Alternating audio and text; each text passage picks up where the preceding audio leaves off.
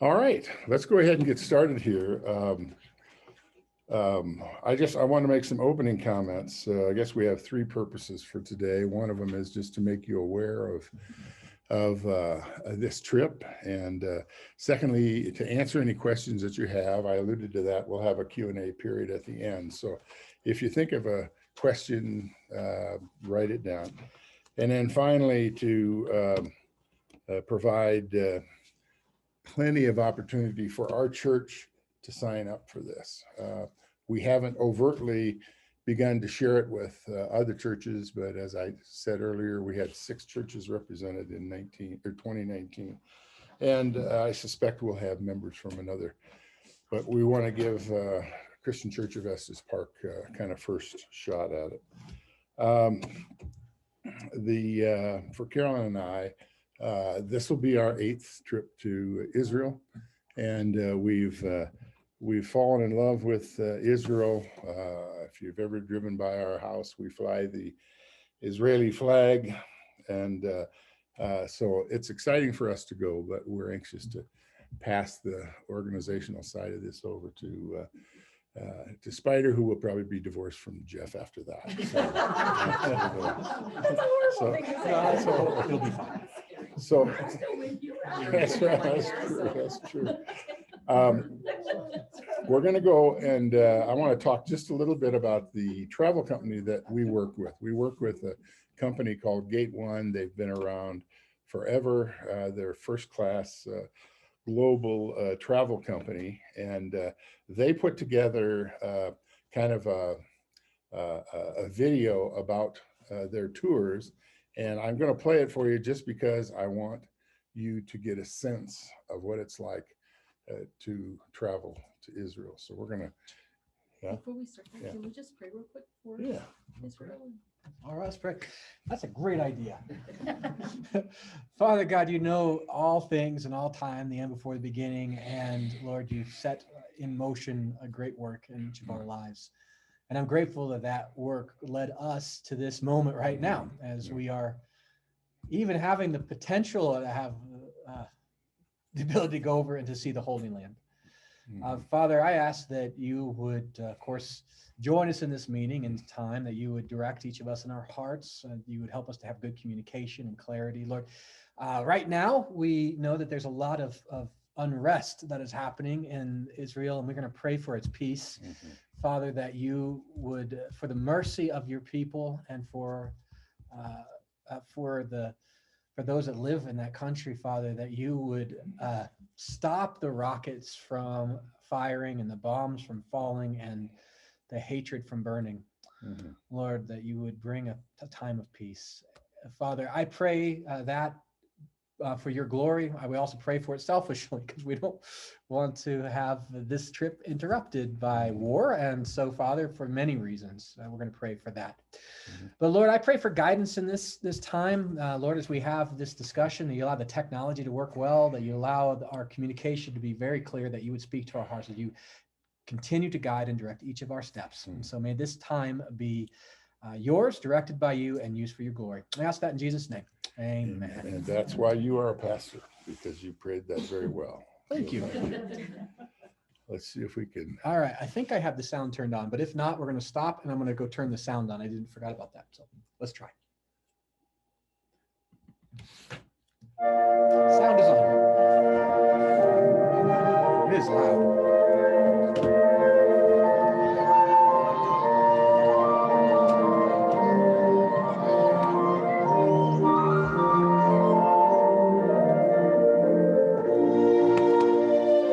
I was so inspired, so emotional. I absolutely love this trip. I don't want it to end. It's been an unbelievable experience for me. The tour guide, her stories just turned it into all the ruins, into life. Israel is a great destination for many reasons. For one thing, there's the obvious religious context of being basically where Christianity developed, Judaism developed, Islam has it as the third holiest place in the world. It's got several World Heritage points in it. It's a small country, but it's got all these different climates. It's got 4 seas, the Med, the Red, the Dead, and the Sea of Galilee. There's just a lot of fun that you can have in Israel, and it surprises people. If you want to jump into the ocean, you can jump into the ocean. But if you want to jump into history, you still have things to do. So that's a tour to Israel. Everything was here, the Egyptian, the Roman, the Greek, the Byzantine, the Crusader. It's just fascinating place. To actually be there and see everything together like a puzzle, it was just incredible. That's all I can say. I was happy that the trip started in Jerusalem because to me that is the core.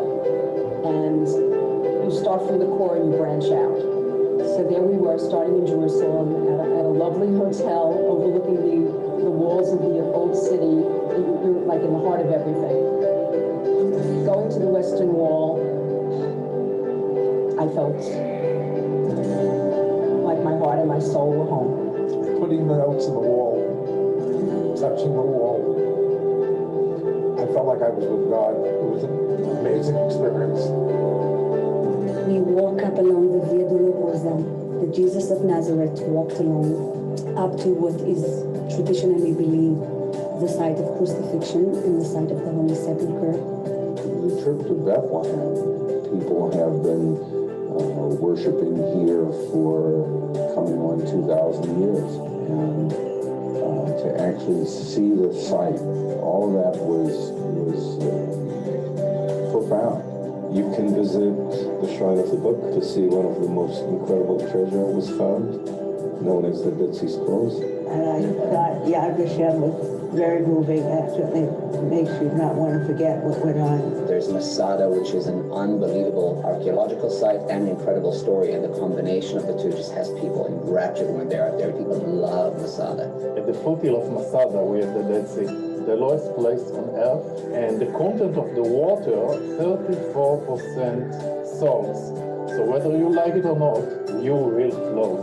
And there I was sitting in the Dead Sea reading a newspaper. It was hysterical. The next morning, we come to Beit Shean. It was a Roman city. So, of course, like the Romans, we have an entertainment at the Roman theater, and we even enjoyed the large bathhouse. Then we proceed and drive up north via the Sea of Galilee, and we arrive to Kibbutz Levi. We're very happy in Kibbutz Levi to get guests coming through Gate 1. They're very nice to meet you. They eat off their land, and the furniture they made, and they ship it all over the world. I found Safat very, very interesting. I just felt a mysticism or something there. It was kind of artsy, which I love. It just touched me. Let's talk about Herod the Great. He was the best builder ever.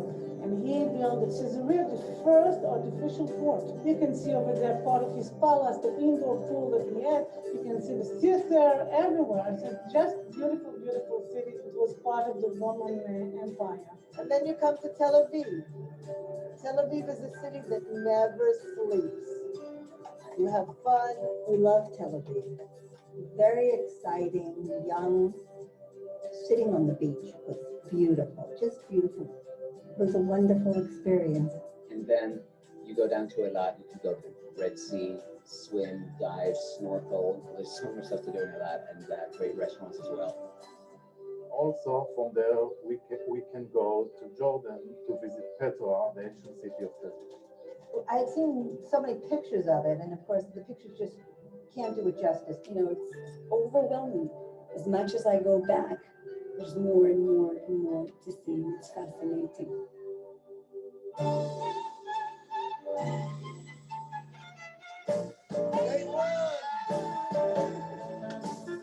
Anat really made the tour. She made everything so interesting that you just love being with her. She's beyond her years in brilliance and just everything she knows. And she really has a way of explaining it. She's like a history book that's wide open, and she just spills out these facts. But it's the stories. You're mesmerized, you're spellbound. I was amazed at her knowledge. A remarkable woman. I remember her always Welcome to Tel Aviv and welcome to Tal Hotel. This is our third trip on Gate 1 in the last year and a half. And the value you get from Gate 1 cannot be beat, period, the end. I did not expect the hotels to be as nice as they were. And I had anticipated, well, it'll be a 3-star hotel maybe, but I didn't realize the accommodations were going to be as good as they were. The hotel in Eilat and in Tel Aviv were the Dan hotels, and they were very nice. The one in Jerusalem was very quaint. It was great. Join Gate 1 Travel and stay at the Mount Zion Hotel, and they'll take good care of you. I promise you. The value was terrific. All the meals that we had, I couldn't believe. I thought I'd probably lose weight when I was here. I didn't lose weight. The food has been delicious, especially those breakfasts. They go on forever. It was worth every penny. A very amazing price for an amazing trip. That's all I can say.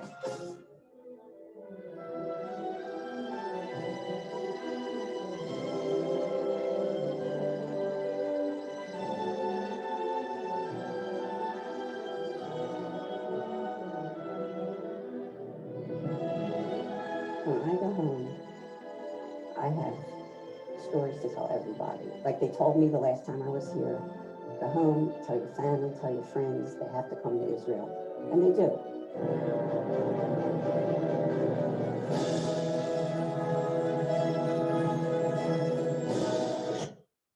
It is fun, it is safe, it's beautiful, and there's every reason to come. And with Gate 1's rates, there's no excuse not to come. So just go ahead, do it. Don't think about it, just do it.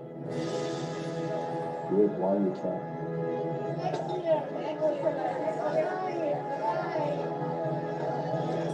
For the Holy Land, for the Promised Land, for the party in Tel Aviv, for the good food and the good people over here, this is a lifetime trip. You will carry the memory for all your life, and I assure you, you will come back again to Israel.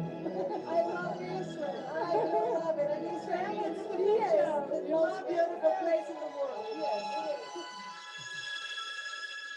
is. I think the last gal had a little bit of too much wine, I think. But let's see if we can get the next one here. All right. Yeah. Right.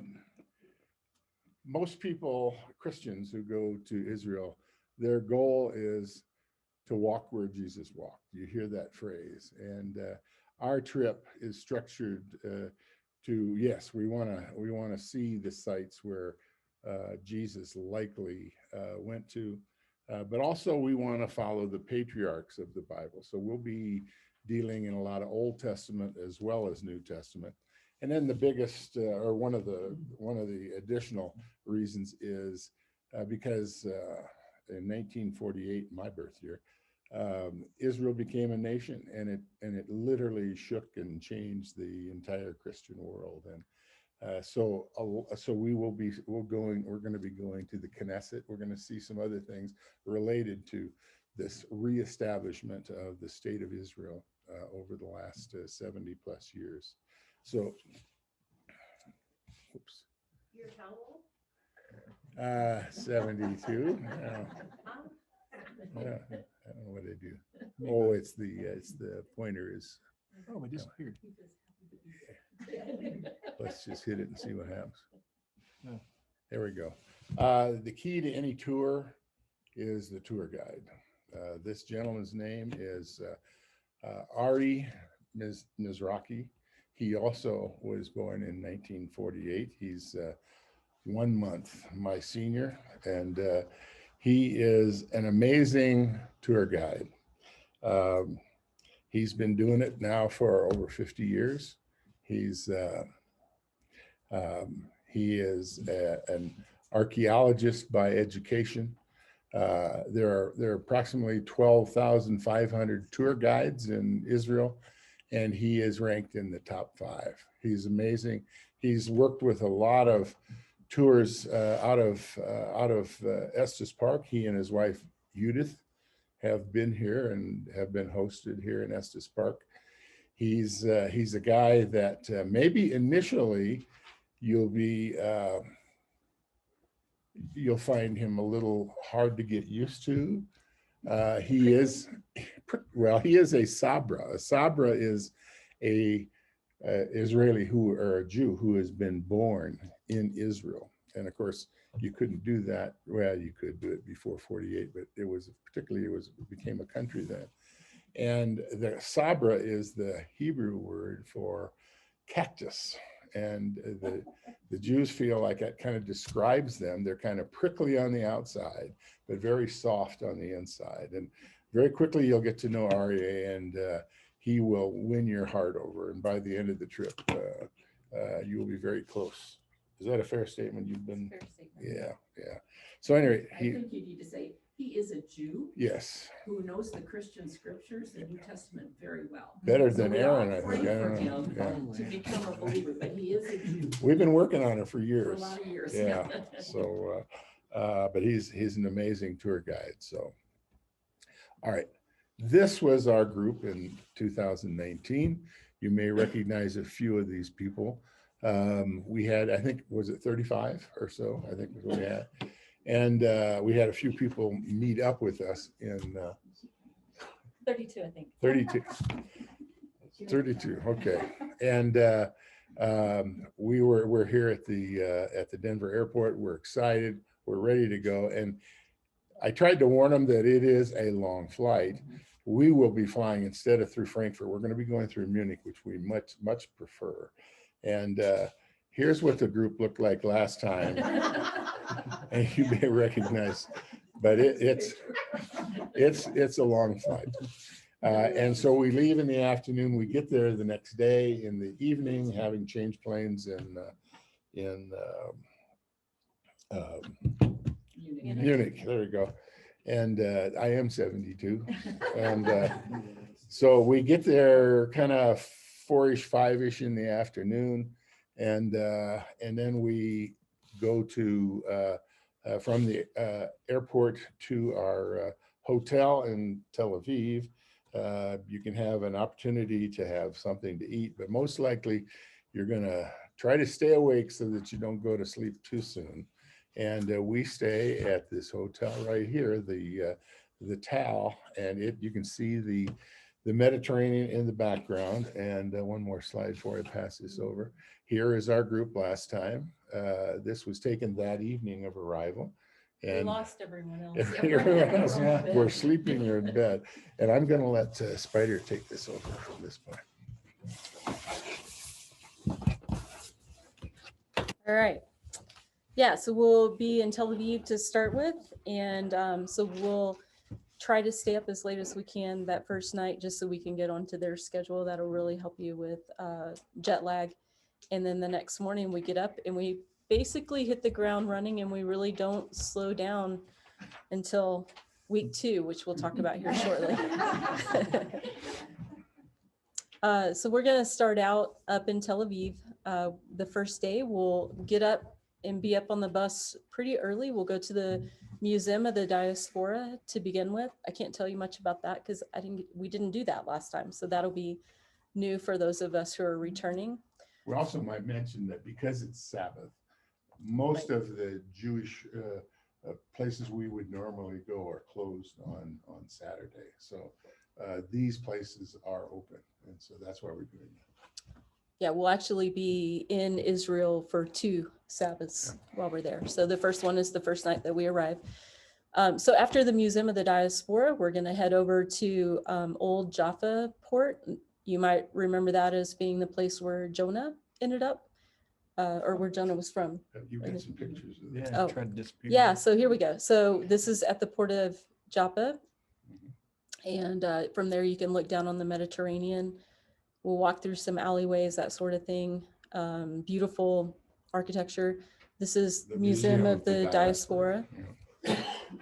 So then day 2, we're going to head up towards Caesarea, where Herod built amphitheater and quite a few things. Let's see. Yeah. So this is where Herod had kind of an area that he ended up developing. So we'll get to see a lot of very interesting things there. Ari will talk a lot about aqueducts. So we'll see that while we're there. And that's where Paul was held. Paul was held prisoner right there. Right.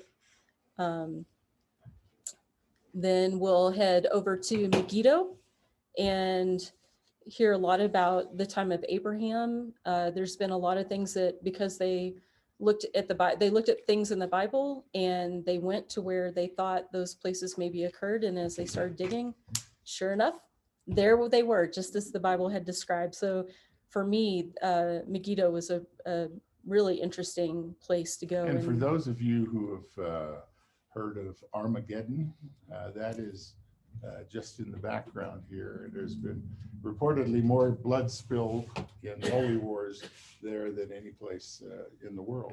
Yeah. So that's the Armageddon Valley that you can see back in the right-hand corner there, that green landscape there.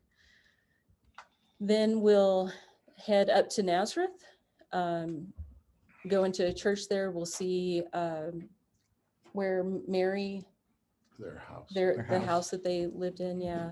From Nazareth, we'll head over to Zipporah Village. This is another place that we didn't go on the last trip. And so that'll be new for several of us. And Jan, why is this important?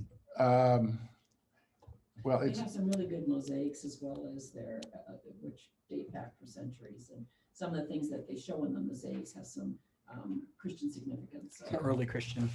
And I might just preface all of this. What you saw on the Gate 1 video was just about everything. We have to kind of select and pick. And this was one of the sites we wanted to go rather than Mount Carmel and Haifa. So we kind of took that off the trip, and now we're doing Zipporah, which we've never been to. I've never been to it before. Okay, then we'll go to, this is Nafganisar. This is our kibbutz that we'll be staying in. Really a cool place. You walk right out the back side of this building and you are standing right at the Sea of Galilee. So, yep, there we go. So Sea of Galilee, this is right out the back door. And so for me, getting up that first morning and walking out there and thinking, wow, this is where Jesus walked on the water. This is where Paul got out of the boat. Pretty incredible experience there. Then the next morning, we'll get up on Monday, we'll head over to Magdala, which is kind of a newer archaeological dig that they've discovered just in the last years. Yeah, really recent. Mary Magdalene. So where Mary Magdala lived, really interesting area. Then we'll head up to Caesarea Philippi, which is where Jesus made the comment to Peter about, he asked Peter, who did you say I am? And he said, you are the Christ, Son of the living God. And Jesus said, that's correct. And upon this rock, I'll build my church. And you've got some pictures of those. Yeah, so we'll get to those. So this is, so I keep forgetting there's pictures, so I need to advance. So this is Magdala, where they found a lot of mikvahs, which is, mikvahs are the, where it's like a baptistry. It's where they go for ceremonial cleansing for the Jews. Then this is at Caesarea Philippi. This is where where Peter made that statement about Jesus. This is also where we'll see the gates of hell that's talked about in Corinth. The gates of hell will not overcome it. But in which book? That's in Matthew. Matthew, okay. But that's right there. That's the gates of hell. You see it right there. Yeah, right in the middle of the screen there. Yeah. So if you were listening to Aaron's sermon a couple of weeks ago, you would have heard about the gates of hell. That's a presumption. But a really interesting area, and where we've seen that God is clearly, you see the ruins now, God has clearly overcome the people of Pan worship, and interesting. Then we'll head up to Golan Heights area. This was significant during the 7-Day War in 1967. I got to learn my history more. At any rate, this was a really interesting, we'll see some bunkers there, and Ari will tell us quite a bit about what it was like, because he lived there during that time. And so he'll tell us a lot about what that experience was like. And it's just an incredible, I think, testament of God's protection over the land of Israel, and just incredible. and prior to that 6-day war, the Syrians controlled this high area in the Golan Heights. So this is a photo of the soldiers looking down, and this is what Syria would have been looking down onto Israel. So if you can imagine being an Israeli sitting down there, knowing that they're sitting up there on those cliffs with their artillery, just waiting to shoot you or bomb you or whatever. Yeah, pretty amazing. On this trip, you'll get a sense of how small Israel is and how its defense is so critical. And this is just one of those instances that you see. Yeah. Moving along, this is at Capernaum. This is where what they contribute as Peter's house.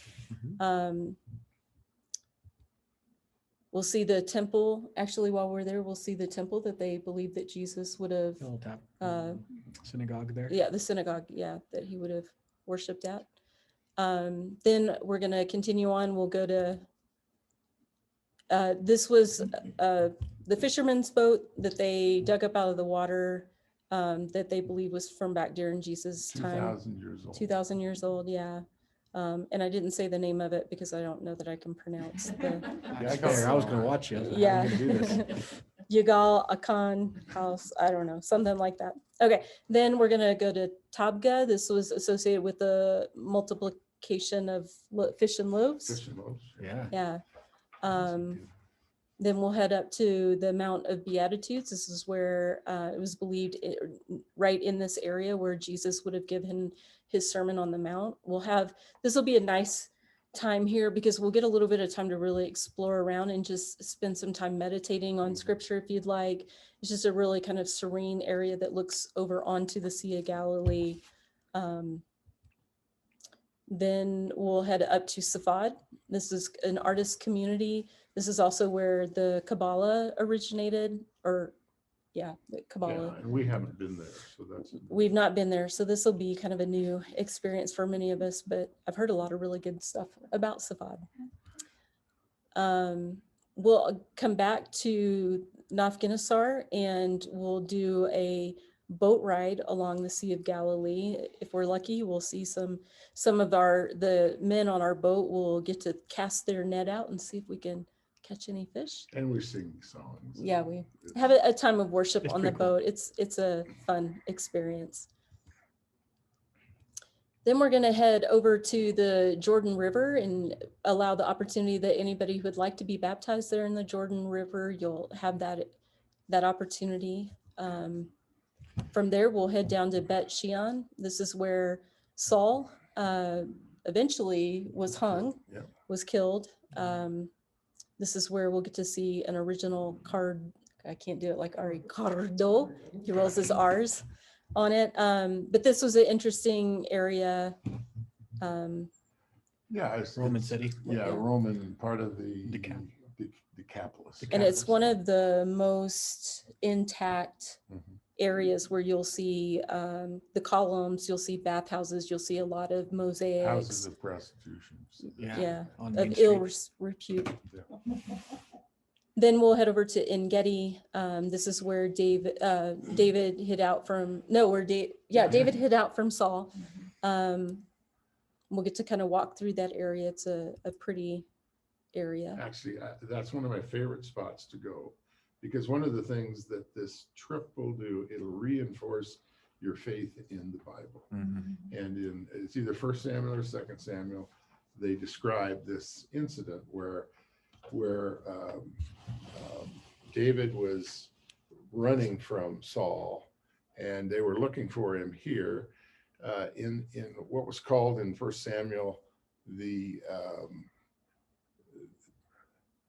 wild goats. They were just referred to it as the place of the wild goats. Carolyn and I have been over almost all of Israel, and there's only one place where you see wild goats, and it's here. And I had read that passage before, but I never understood how he could cut off part of Saul's tunic and get away with it, and then announce to Saul that he could have killed him, But when you see this, that could have very helped because he went in to relieve himself into this cave, which is where David was, and he clipped it. Then he went outside, and he and his men, you can see where they go clear around to the other side. So David could come out and announce that, and it would have taken them forever to get back around to them. But I could never figure out how he could have done that without them coming on top of them. But it's a ravine, yeah. And so those kinds of things just come to life, and it just reinforces your Bible understanding. And you'll experience story after story like that as we're touring through Israel. I wasn't going to get into those because I was told to keep it really short. Moving along, we'll make our way down to Eilat, where we're going to stay at the Hotel Dan in Eilat, and it's the Dan Neptune, Yes. sorry. And you can go on Google Earth and see this place, and I'm telling you, I don't want to tell you more about it because then several restaurants from I've already Google found Earth. a hamburger restaurant that you can go to that has gourmet burgers, but I don't want to tell you too much about that because what you don't want to miss is this trip down to Petra. You don't want to stay around at the hotel. Right, now you want to hit the big button, I think. And so now we're going to play a little video, maybe. I think What am I? go forward. Just go forward. Okay. Well done. You can stop.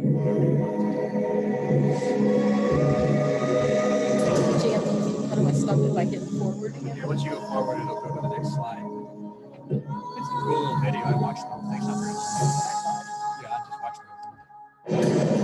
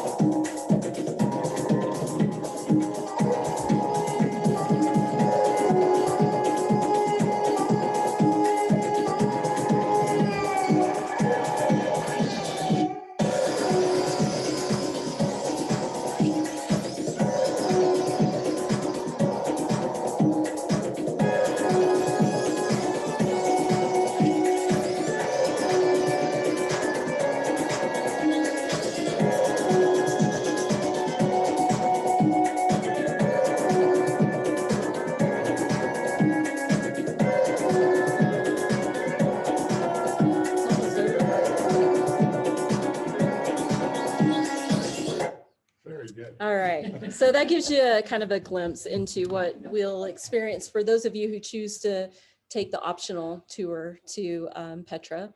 Otherwise, you'll be able to stay there at the Dan Neptune and enjoy their. It's right on the Red Sea, and so.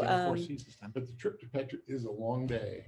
It's 11 and a half hours or so, and a lot of bus driving. You're going into a different country. You're going into Jordan.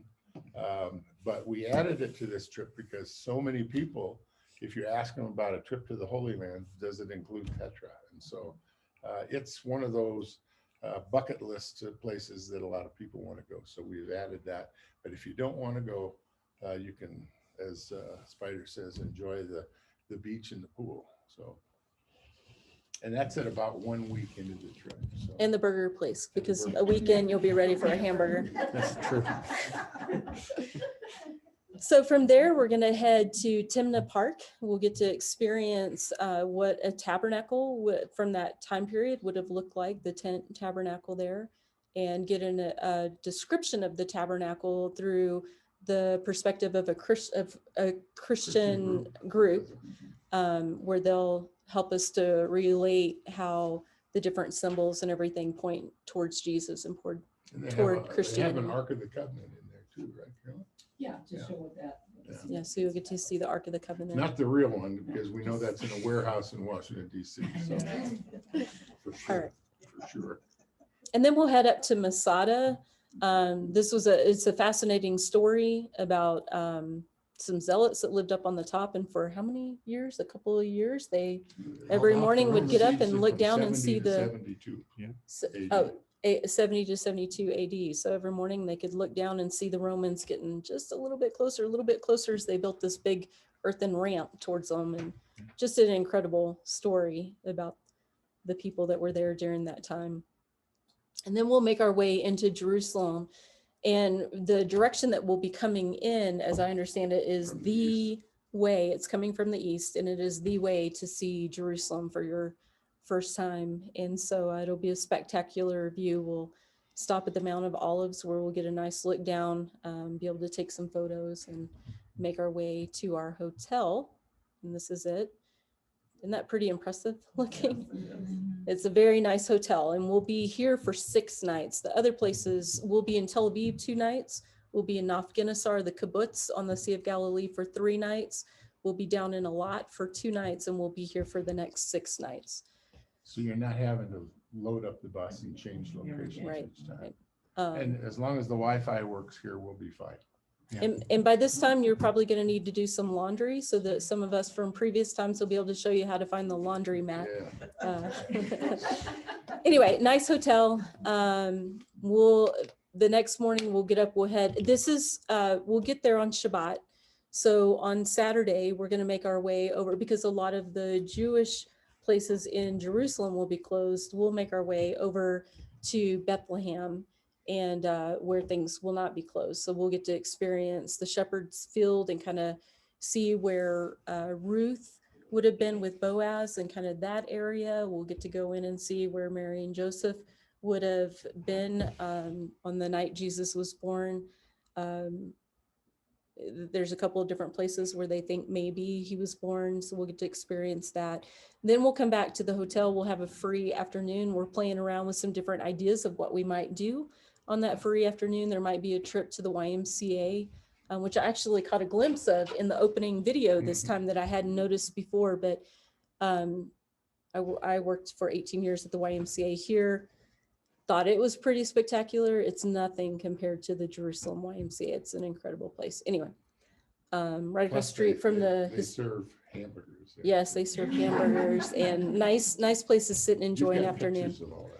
Then that evening, yeah, I've got pictures. So go on my Facebook page if you want to see some of that. Right, oh, we have pictures in here. If I would move forward like I'm supposed to. So this was our group picture last year in Bethlehem with our tour guide, David or Jonathan. It was a biblical name. Rhonda would know that. Yeah. Anyway, and then that evening we'll be treated to a pretty neat, yeah, it's a really cool, it's a light show where they, on some of the old fortified city walls, they do this light show. And so everywhere you look, there's something going on, and it was kind of a feast for the eyes. It was pretty cool. Yeah. And so they do 2 different stories. The last time we saw the story of David, not sure if that's what it'll be, or the history of Israel. Don't know, they've been closed down for COVID as well. So. Yeah. So then in Jerusalem, we'll get to go to St. Anne's Church. It's a beautiful cathedral where possibly we'll get to do some. Well, if it's not occupied by a group, we'll sing. Yeah, the acoustics in there are pretty. Because we sound good with those acoustics. So we need somebody that can sing to go along on the trip. I don't know who that'll be. No. Then we'll make our way to the pools of Bethesda. Then we'll get to travel or walk along the Via Dolorosa, and Ari will stop along the way and explain the different stations of the cross as we make our way through the old streets of Jerusalem. Then we'll go to the Church of the Sepulchre. This is where the Catholics they believe that Jesus was crucified in this area.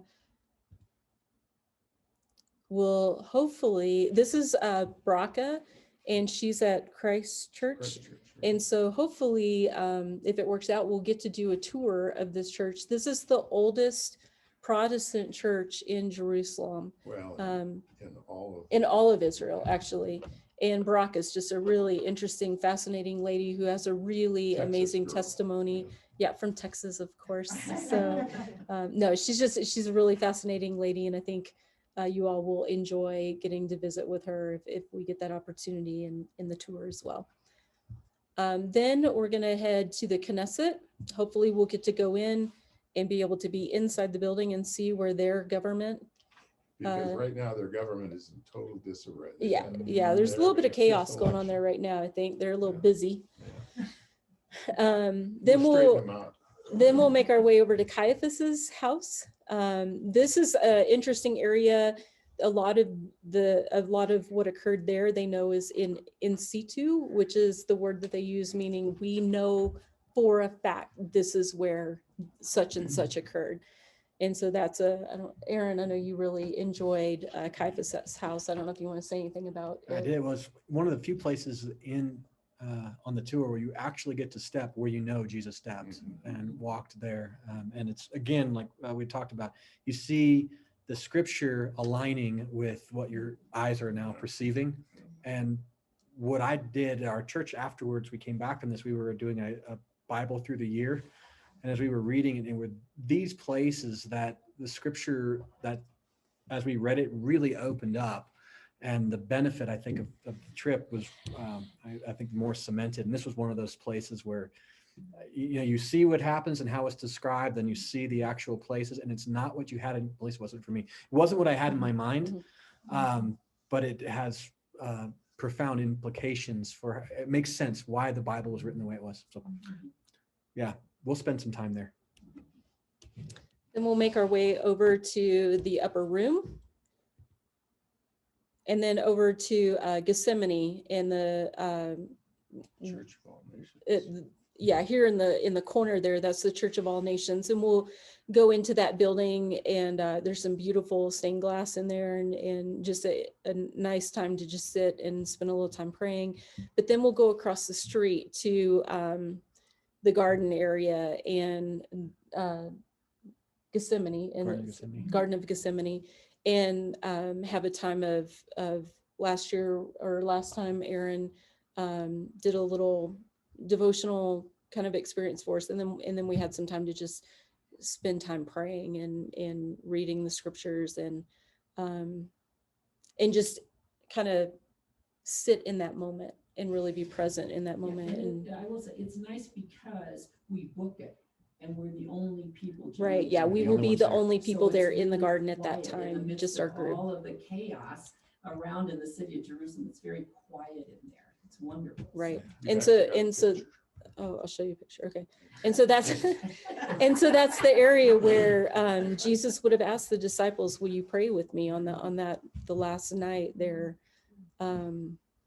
So kind of a special experience. Then we're going to go down into Gihon Springs. We have not been there before, and so that'll be a new experience for us, but somewhere Ari really wanted last time for us to get to experience. Yeah, this day is an underground day. So. Yeah, underground day on this day. So we're going to spend a lot of time below ground.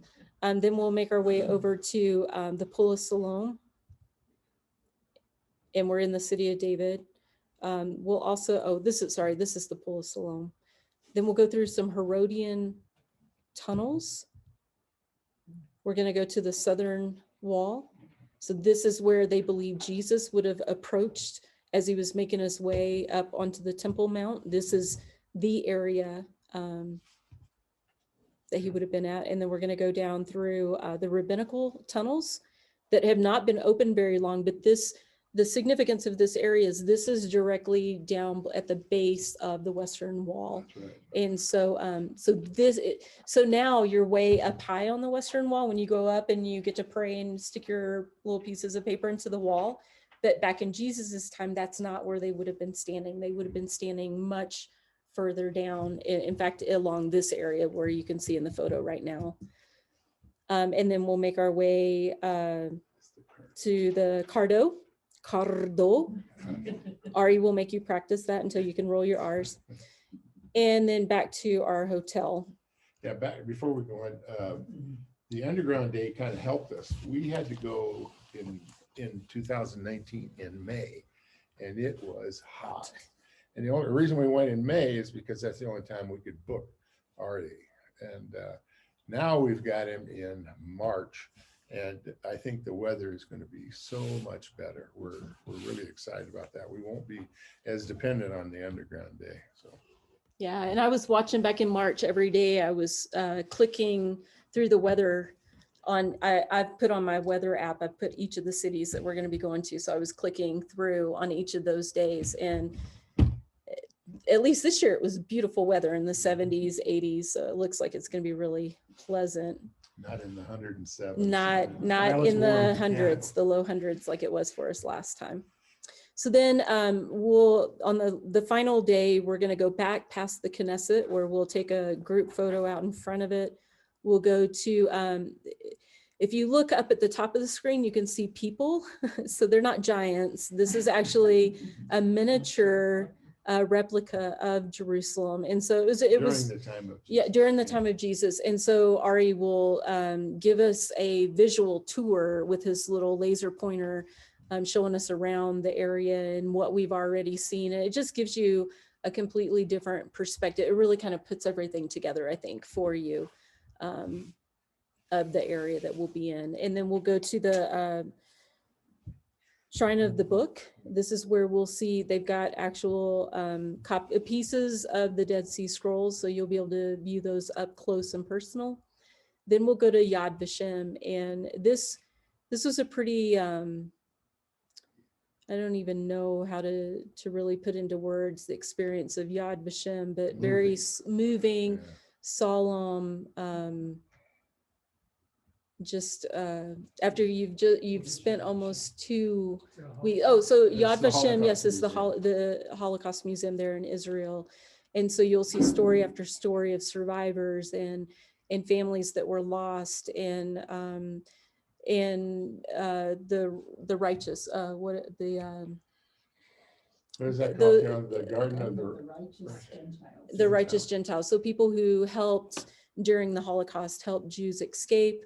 Or provided a place to hide for them, but just a very touching and solemn place to experience at the end of this tour. And then we'll make our way over to the Garden Tomb, and this is another place that where they believe that Jesus would have been in the tomb. We'll have a time of communion here at the Garden Tomb. It's a beautiful little well, not little, but it's a beautiful garden, another beautiful garden area that we'll spend some time worshiping. And again, much like Gethsemane, we'll have our own little private area where we'll be able to sit as a group, take communion, have some time of worship. And I think at the end of the tour, when you've really connected with a lot of other people in the tour, we'll have a number of churches represented. It's just I think a really impactful experience where you feel the unity, you're worshiping with these other people and kind of winding down the tour. We'll have a designated area, but you may hear another group singing in Ukrainian while they're there, and another group singing German while they're there. It's a very peaceful place as compared to some of the other locations like which church is that? Holy Sepulchre is kind of wild. It's kind of wild, busy. But yeah, so it's just an interesting area where you've been in crowds of people, and then you get into this garden area where it's just very serene. And then we'll get up. We're gonna have a. Oh, we'll have it. Sorry, yeah, we don't have a picture of it. But we we're will. not sure exactly where it's going to be, but we're going to have a farewell dinner. RA and his wife will be there. The bus driver and his wife will be there, and it'll be an opportunity to kind of share what the experience has meant to you. And then you'll want to go to bed fairly quickly because we are up at about 2 or 3 in the morning to get to the airport. You can sleep on the plane, you know, but Yeah, actually it works out really well because you do want to sleep on the plane. So so while getting up at 2 o'clock in the morning maybe isn't the most ideal situation, it will help you to have it'll make the trip go faster on your way back because you'll get to spend a lot of time sleeping. So yeah, so that kind of concludes the different places that will be going on the tour. And now I'm going to hand it back over to Jan. Spider's narration of that trip. She is working at Green Jeep. You can take a day with her. So yeah. All right. This. Do you have any pictures of the hamburger? Of the hamburger. Trust me. It didn't last long enough. Yeah, right. Yeah, hamburgers won't be readily available. You'll get used to lunches of shawarma and falafel, that sort of thing, and they're very good. Shaved chicken. If you're not familiar with it, it's like shaved chicken or shaved lamb or beef that's kind of marinated, put into a pita with different cucumber, tomatoes. But just to give you a sense of what we generally rise early. There's a buffet breakfast that you can go to. We'll get on board the bus, bringing bags if it's a moving day. We're going to do a lot of walking and standing. We're going to talk to you about things that might help you for that. We'll talk about those things as we go along. The nice thing about the last trip that we went on, we had headsets for the first time, and that's nice. You don't have to all gather around RE, and that really makes it nice. You will have lunch on the road. I just mentioned you'll go to a little street vendor and pick up your lunch. And it's a very full day program, and then we'll come back to the hotel. We'll have, again, a buffet dinner. And we have reduced the number of after dinner speakers for this trip, just because you need time to process all that you've seen that day. Plus, Carolyn and I need to get back to write up the nightly, So while they're writing up their travel talk, the rest of us tend to meet up on the deck or the patio or whatever, and you're welcome to enjoy wine or just soft enjoy drinks, lively conversation. Good conversation, though. I think that's the best part of it. It's really fun because everybody's kind of reflecting back on what they experienced that day, and it's just a good time of building camaraderie with the It really is. I think some of the best portions of the trip happen on those. Exactly. You're processing all these things. I remember on the Dead Sea where we were. How many chairs had we pulled out by the pool? It was absolutely amazing. We started out with maybe 10 chairs, thinking a few people will show up, and then everyone took it over. Incredible. So I want to take just a moment here to talk a little bit about pricing. We were delighted with the price that we negotiated through both Gate One and Lufthansa.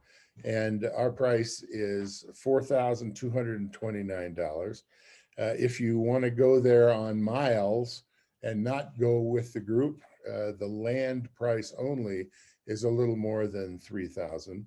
If you don't want to have a roommate, there is a supplement for that, and that's about $1,350.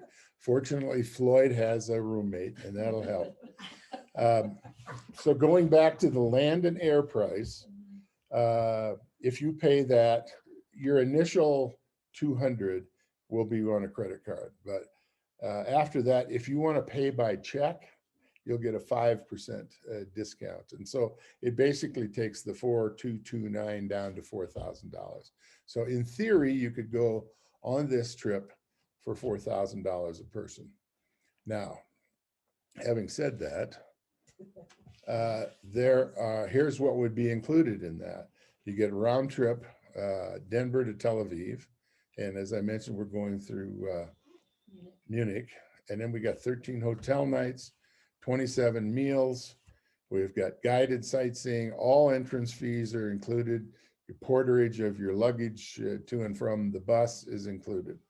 What's not included, I just want to highlight this, gratuities, and we have calculated what that runs to.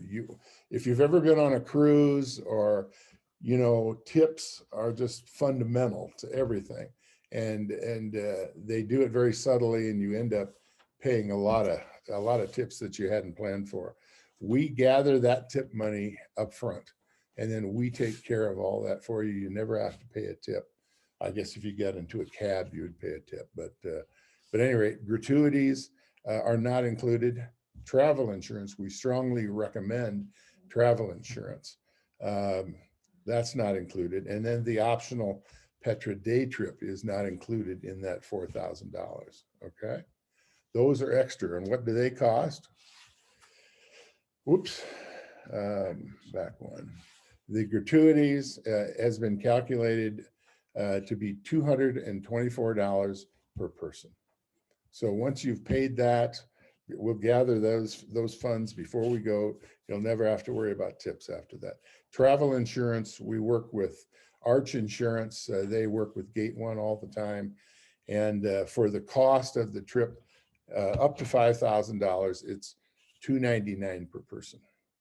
So if you take and you add those, well, they've got to do the Petra day tour. Petra per person for the tour is $288. You got to pay border taxes and service fees of $65. You got to get a Jordan visa. All of this will be taken care of for you. It's $60. So in order to take the optional trip, it's $413. Okay.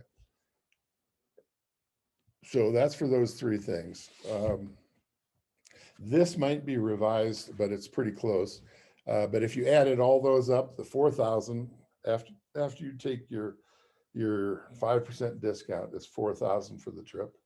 You got 299 for insurance. You got what was it? 224 for tips. And then if you take the Petra tour, basically for all of that, you're adding a little more than $900. So the whole trip, if you did the whole thing, it would be under $5,000. And I remember when people asked me when we first started to talk about this, I always say, kind of plan on $5,000. So that's what you learn. Imagine what you're getting. I don't know if you've done any international travel, but it's not cheap. And when we're staying in 4-star hotels, we're not, I remember one person we took, he said, we're sleeping in tents, right? I mean, Jan, I Googled yeah, the Neptune on a lot, yeah, the one that we'll be going to before Petra. It was $469 per night. per night. Yeah. So we are getting, this is just an incredible deal. So I just want you to be aware of that. So in order to reserve a spot, you just need to pay $200. The other key date is your final payment needs to be done just before Christmas, December 17th. Okay. The other dates are kind of for Spider and I, various rooming lists. But once you go past Christmas, if you drop out without a good reason, if you have a really good reason, it might be covered by your travel insurance. But otherwise, there are penalties for cancellation after the Christmas period. Okay. Prior to that, you're pretty good. Okay. So you'll look at the back of the brochures I've given you. Normally, I would refer you to, here's how you sign up. But because Gate One and every other travel company has been closed for over a year due to COVID, they are still setting up their staff in Philadelphia. And so we'll have this information. They thought it might come by Friday, but it hasn't yet. They're still setting up our tour. So it'll have its own group number. We'll have a contact in Philadelphia who will deal with, okay? So technically, I guess you can't sign up unless you just let us know. And then as soon as this is set up, then they'll want a credit card to reserve your spot. Yeah. So if they, once they get to book, and let's say they decide 1st of June, they're gonna spend $200 and lock in a place, and they get to October and say, there is no way we can go, do they get that $200? Yes. refunded? Yeah. Are they able to hear those questions? I don't know. Are you guys able to hear those out in Zoom land? Yeah, Marcia's nodding yes. So. No, Carol's Carol's saying no. Yeah, but Carol's deaf, so. She heard that. She did hear that. See? She heard that one. Yeah. So Carol, the question was, if you make a deposit, the $200 deposit, and then you, before the deadline for payment, you decide to, you can't make it, do you get your deposit back? And we believe you do. Does that make sense? Okay. Okay. So we'll learn more about the sign-up procedures. And you'll send out that information to everybody when Yes. you get that, right? Yeah, just make sure your name is on the master list that Spider is going to be making sure is current. Okay. So, and Carissa keeps that here. She does. Yeah. We mentioned we'll have future informational meetings. I heard from the pastor's wife that he's going to be focusing some teaching on our tour before we go, which will be very nice. We'll have these periodic travel talk newsletters, and I can tell you we cover every issue. I mean, but it's going to be a short 2-page pictures for you, Floyd, and it'll tell you about some aspect of the trip, what to pack, you know, and we may have a guest speaker come in and talk to you about what to pack. We did that last time, and it was a real hit. Yeah. Did you talk about currency? You talk about cultural issues, Customs. You know, what customs you should be aware of when you go to Israel, what would be offensive to them. We talk about dress. We talk about, I don't know, everything. I mean, you name it, like how to get around on a public transportation if you decide to go, you know, on your own someplace. Making sure that you notify us as tour guides that you are leaving and not with the group. We need to know that. And that We have a happened couple last people year. didn't read that part, though. Yeah, we had, because last year, some people just, that day was just too tiring. And as long as they notify us, that's fine. So anyway, but we'll talk about everything. Yeah. Converters, what you have to take for your hair dryer. I mean, we do go through all kinds of stuff. Carolyn has some, what's that step, the thing you sit on when you carry. Walk. Sit. Sit Like and a walk, but- stool, you kind of. Yeah, it's just. Cane you bring with you. Yeah, On yeah. this year, because I've had that, but it's gonna change. Yeah. So. Let's say it's one of the benefits of having Great. Jan and Carolyn go is Yes. that they've been a number of times, and so they are they know what to bring and what not to bring. And you know, it was my first time last time going. I was thoroughly prepared. And when I got there, I wasn't worried. I knew exactly what I needed to have. I didn't have any of that anxiety, didn't know what to expect.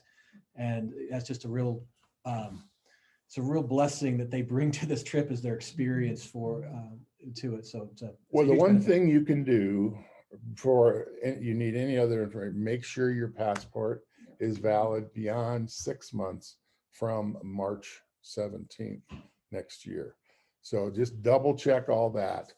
And if you don't have a passport, you need to begin that process because most of the passport providing offices have been spotty because of COVID. So It took me 3 months to get mine. to get you. Yeah. Yeah. So it is a longer haul. Yeah. Any recommendations on good pair of walking shoes or? that We'll all talk come about with that. it? talk all about Yeah, that. all that's included. All right. All right, Q&A. What questions have you got? You guys out in Zoom land, if you want to send something, because I don't know that we I can. will say on the walking shoes though, do not take new walking shoes. Make sure you've been wearing them for at least 6 months so that you know they're broken in. So yeah, you might want to get some pretty soon that you can get broken in before you go. Wear sandals. Or send. Yeah. And of course, you got to bring something so that you don't get baptized naked. You know, you need stuff like Yeah, that. that's that's, true. you know, although that would be Everything that you would need if you forgot it. Israel's a Yes. well, yeah, it's a modern country you'll not have anything you can't find. Yes. In my travels, there's always stuff you see that you'd like to bring back. Is there anything in particular? You know, I've been to Spain, there's leather, there's, wooden chests, you go to Turkey, there's, the rugs, things like that. So what type of things are there that are souvenir type things that are above and beyond the $5,000? Yeah, the best souvenir store is actually where that 2,000-year-old boat is, and it's right next to our kibbutz.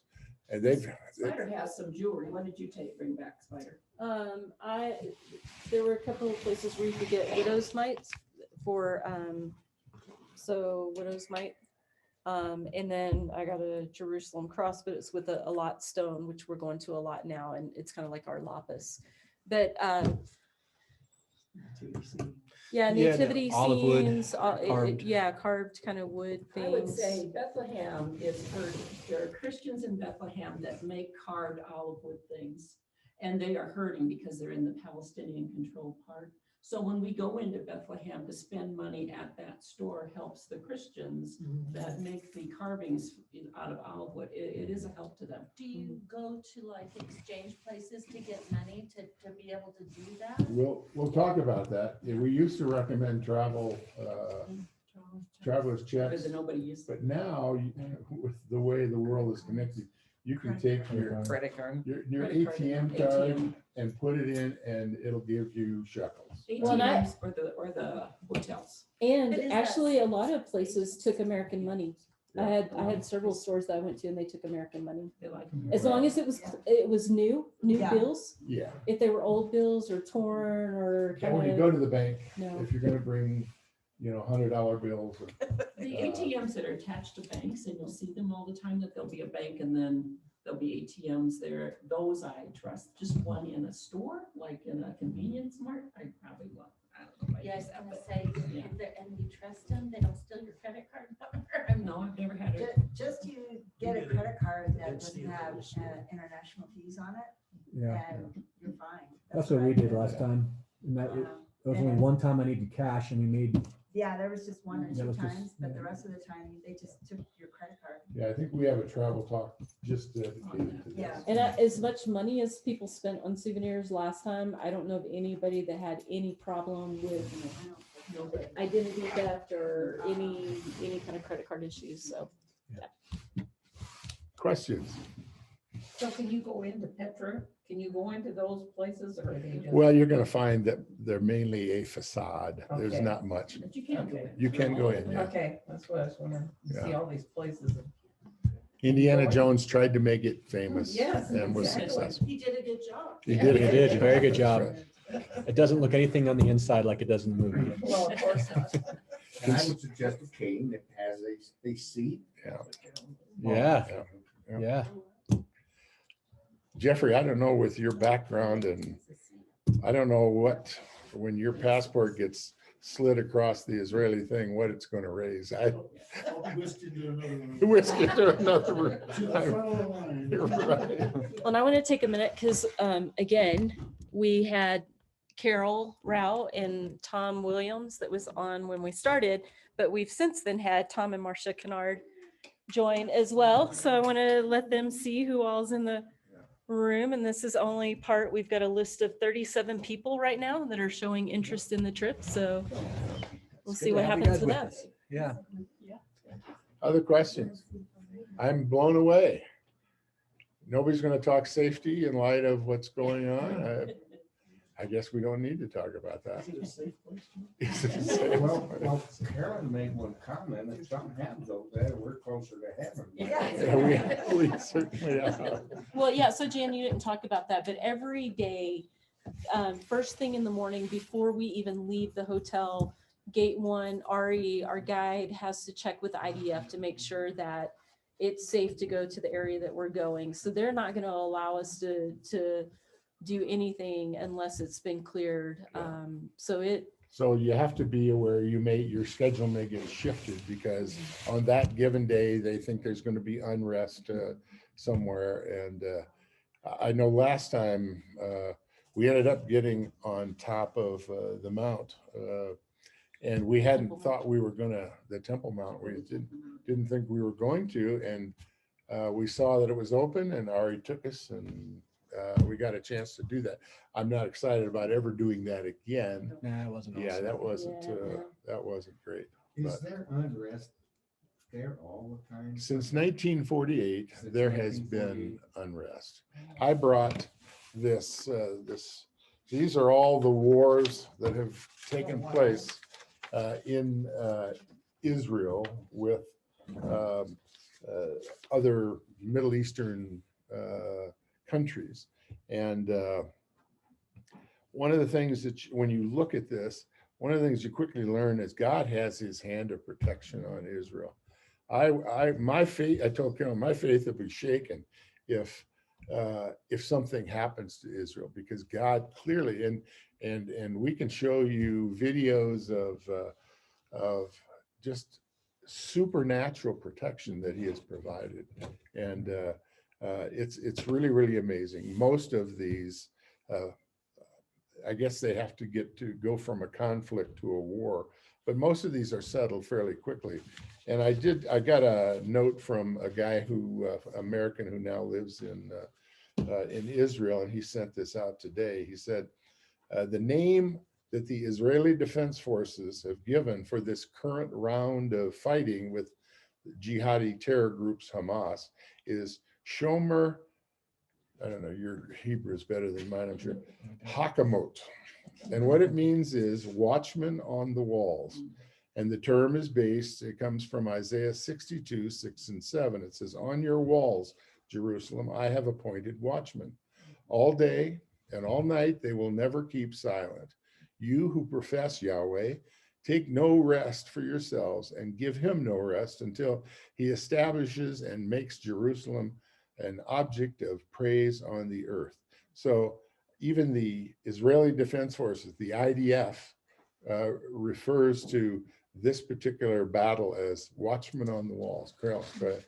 I want to say also, Israel is prayed for every minute of every day. Yeah. There is a Sakat Hallel that we go to, and there are prayer vigils that go on 24 hours a day, every day of the year. And then you can also, like on that free day, there might be an option to get on the wall and walk the wall. And the people that walk the wall, they pray. They pray and they walk the walls. And you can walk the walls and not pray, but most of them go as groups and they just pray along the wall and they walk along the wall of the old city. It is amazing the amount of prayer that goes on in that country from Christians is absolutely incredible. And I just get tingly when I am with a group that just really just lift up the Lord, and you're standing on the old city walls. It's just an amazing sense of God's provision for that nation. Anyway. The goal of Hamas and of course up north Hezbollah is to create fear, much like the whole COVID thing we've just gone through. They want to create fear. They want to stop groups like ours from coming and blessing Israel. And they're somewhat successful. I'm kind of excited because there will be groups that drop out. We will not go if the IDF says it's not safe, but there will be other churches who have chosen not to go. Let's wait another year and see, which I think will make it a whole lot easier for us to see things because there might be fewer people there. So I'm excited about Let me say too, in that, like when we went last time, they had they were launching grenades or something over, and all the media in the US was all like it's war over there. And my family thought I was insane because I brought my wife and Thomas, and the entire time they thought, and I thought maybe we'd be going ducking bullets or whatever.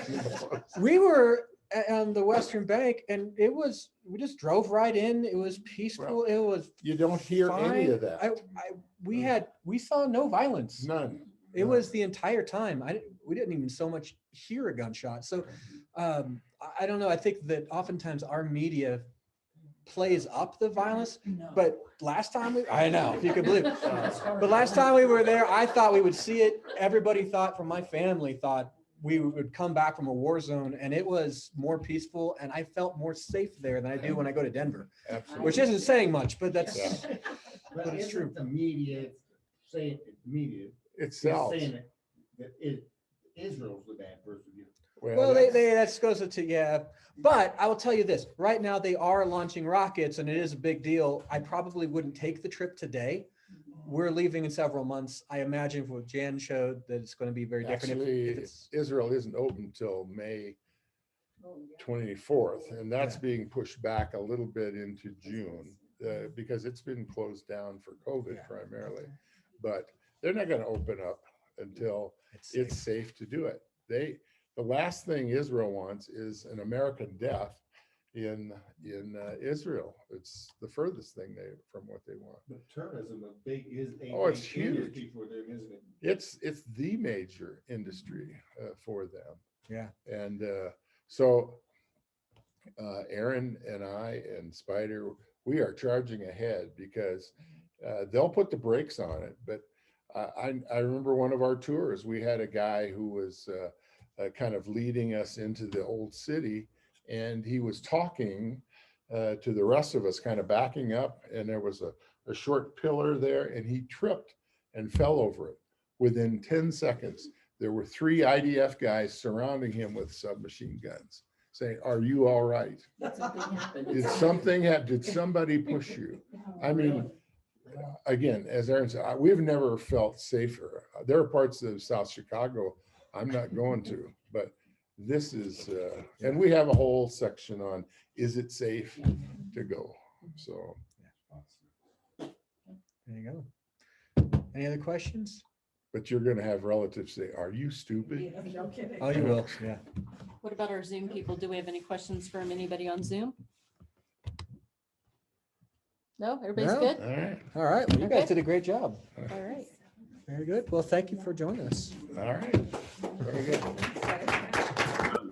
We recorded the whole thing. We did record the whole Excellent. thing? So if we get it on the church website, if you have somebody who wasn't able to participate, they should, again, technology will get it set up. They should be able to turn this on and see it. Okay. Thank you guys online for joining Yes, us thank today. you for joining us. Thank you. It's good to have you. Thank you very much. There.